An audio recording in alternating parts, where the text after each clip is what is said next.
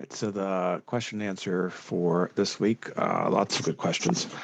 So couple dealing with the Six-Day War. So how did Israel combat all of these nations so effectively? It seems though after the first strike against Egypt, they dominated the fight, giving them a massive amount of negotiating power. Also, why did the Soviet and Arab states give them such a raw deal after a thorough beating in battle? Then the follow-up question from another student, in terms of U.S. involvement, did the Six-Day War only result in the U.S. becoming allies with Israel, or was something more gained from the conflict? On the first question, this was an unusual war in which Israel was able, because the Arabs didn't effectively coordinate their sort of battle plans, to initially focus on Egypt, then focus on Jordan, then focus on Syria. And if they had had to fight all three states simultaneously, I think things would have been much more difficult for them. Israeli intelligence had also penetrated the Egyptian military, and so they were able to. They sort of knew how where Egypt was going to be positioning its planes, and so they did a preemptive attack that effectively wiped out the Egyptian Air Force, which gave them a tremendous advantage. In terms of why the Arab states ultimately chose not to negotiate after the war, I think a lot of this was domestic politics, in the sense that taking a kind of hardline anti-Israel position would be a way for governments that were otherwise not super popular to retain power. In terms of U.S. involvement, did the Six-Day War only result in the U.S. becoming allies with Israel, or something more gained from the conflict? It was not the only result. I think one of the more important results of the conflict was, and the first question kind of hints at this, is to sort of bring the Cold War into the Middle East. So this is an arms chart of arms sales to Iraq. This is from the 1980s, but you can see that the largest supplier of foreign arms to Iraq was the Soviet Union, and the communist world as a whole supplied quite a bit. The U.S. supplied nothing to Iraq during this period, and in the 70s as well, the Soviet Union they're supplying lots of military aid to Syria, to Iraq, to Egypt, at least until Egypt does the peace deal with Israel, to Libya, to Algeria. And so, in effect, a part of the world that had sort of operated on the fringe of the Cold War becomes much more associated with the Cold War, which increases the value of the Israeli alliance for the United States, because Israel is sort of going to be the consistent ally, along with Saudi Arabia and the Shah's government in Iran, in what was otherwise a pretty unfriendly part of the world for the United States. Another question on the general issue. I noticed that Iran did not involve itself in the Israeli-Palestinian war. During the Egyptian war against Israel, Iran was still ruled by the Shah, who had favored the U.S. Does this relationship have anything to do with Iran's decision not to join the fighters, because geographically Iran doesn't have borders with Palestine? This dates well back. The first Muslim majority country to recognize Israel was Turkey. Even Israeli-Turkish relations have been interesting. Sometimes they've been warm, sometimes they've been quite cold, but it's a quite long-standing relationship and a quite good relationship between the militaries of both countries.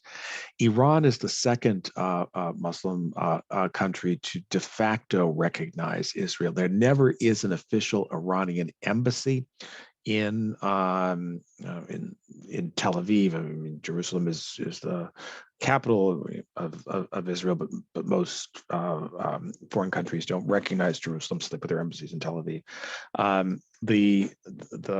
There never was an Iranian embassy there. There was a de facto Israeli embassy in Tehran, and there were all of these sort of subterranean relations, very, very close relations between the militaries of the two states. Two Israeli prime ministers, Golda Meir and Yitzhak Rabin, meet with the Shah, and this is part of a general foreign policy of the first prime minister of Israel, a man named David Ben-Gurion, to seek alliances on the periphery. Ben-Gurion assumed correctly, as it turned out, that relations with the Arab world were going to remain hostile, at least for the foreseeable future for Israel. And so the goal was to find alliances, just outside their immediate Arab neighbors. So Turkey was one such example, but Iran was the other. In the 60s and into the early 70s, Iran supplies all of Israel's oil. There's some talk of Israel building a pipeline through Eilat, the city on the southern section of Israel. This, by the way, is the Shah with Anwar Sadat after the Egyptians concluded a peace with Israel. There was some talk of an Israeli-Iranian pipeline that would allow Iran to ship oil to the Red Sea and then have it piped through Israeli territory from Eilat to Haifa and then shipped on to Europe. And that never quite came to fruition when the Shah was overthrown. But this was a very close relationship for basically 20 years.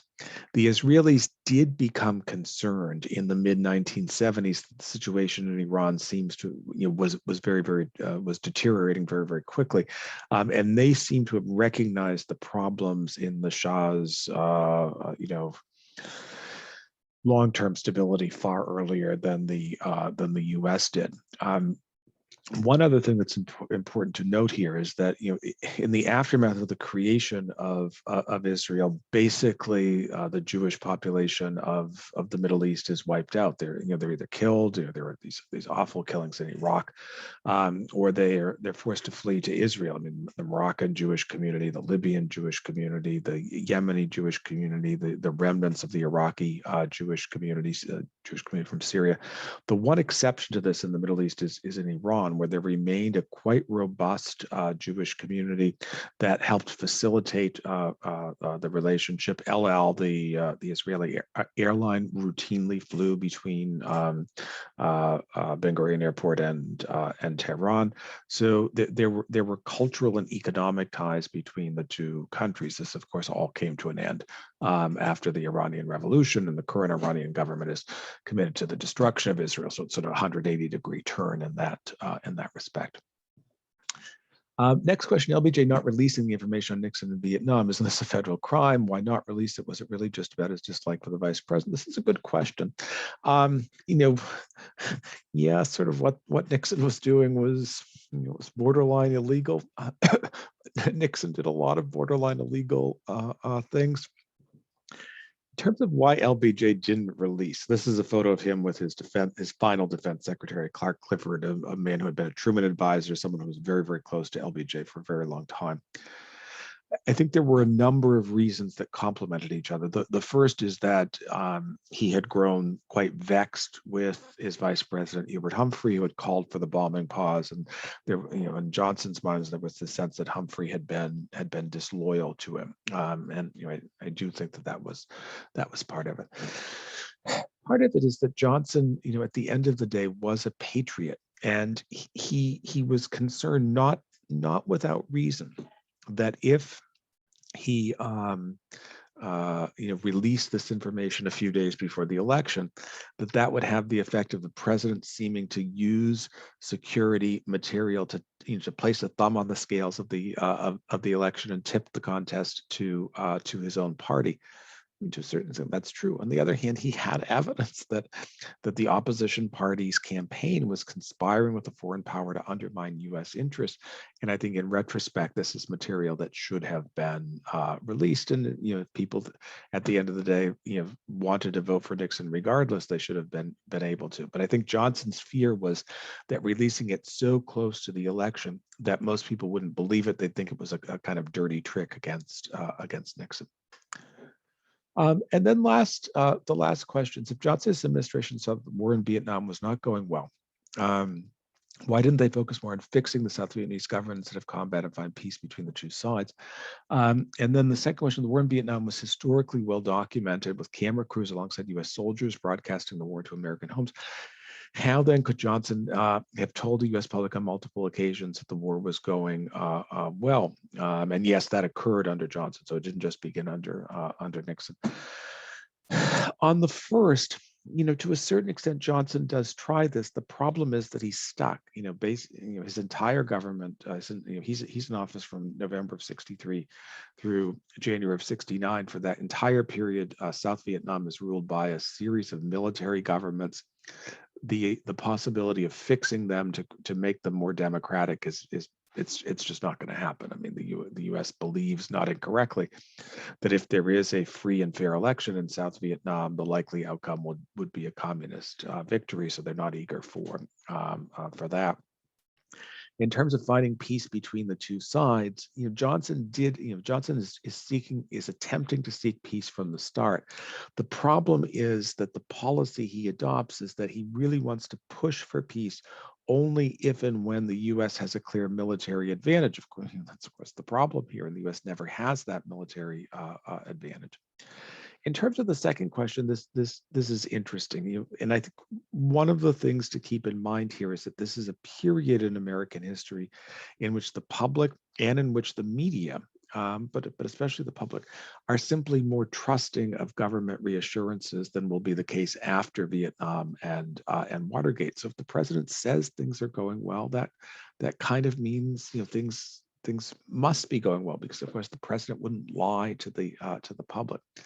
And the turning point there, to me, came after the Tet Offensive, when this man Walter Cronkite, who was the anchor of the CBS Evening News, and this was a period where it's pre-cable TV, so there's ABC, CBS, NBC. Everyone is getting their news from one of these three TV news from one of these three sources, and the anchors in this period are figures of substantial moral authority, might not be the right word, but are perceived as figures of clout, that if they say something is happening, you listen to them. And here was Cronkite discussing the aftermath of Tet and how that affected his view of what the Johnson administration was saying about U.S. policy. For it seems now more certain than ever that the bloody experience of Vietnam is to end in a stalemate. But it is increasingly clear to this reporter that the only rational way out then will be to negotiate, not as victors, but as an honorable people who lived up to their pledge to defend democracy and did the best they could. That was Walter Cronkite 50 years ago tonight. 33 days later, President Johnson announced he would not run for re-election. Years later, Cronkite reflected on Johnson's decision.